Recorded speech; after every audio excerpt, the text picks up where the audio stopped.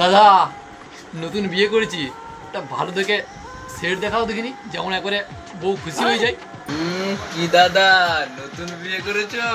তোমাকে তো দেখেই মনে হচ্ছে বৌদি বেশ সুন্দর হয়েছে দেখতে। দেখো, এই যে হাটটা, এই হাটটা পরলে বৌদিকে এত সুন্দর মানাবে না, পুরো একটা নিপুণ কারিগরের তৈরি। তুমি এইটা নিয়ে যাও। বাহ, তাই কি? তাহলে এটা নিয়ে যাই বলো। উফ, তুমি এটা নির্ভরসায় নিয়ে যাও। বৌদি দেখেই এক চান্সে পছন্দ করে নিবে। বৌদি বারবার আসবে এই দোকানকে।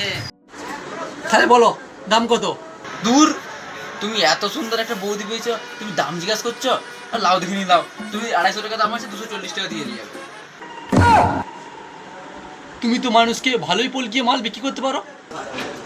কলকাতাবার কোথায় বলো না, সবই তোমার এই সুন্দর বৌদির জন্য। তুমি এই দোকানে কত বছর ধরে কাজ করছো? এই 3-4 বছর করছি আর কি। বলছি শুনো, বুঝলে আমি একটা স্টেশনারি দোকান খুলবো। তুমি না কাল থেকে আমার কাছে কাজে চলে এসো। তোমার মালিক যা বেতন দেয় তার থেকে ডবল বেতন দেবো, বুঝলে? শুয়ারের বাচ্চা দোকানটাই আমার। কি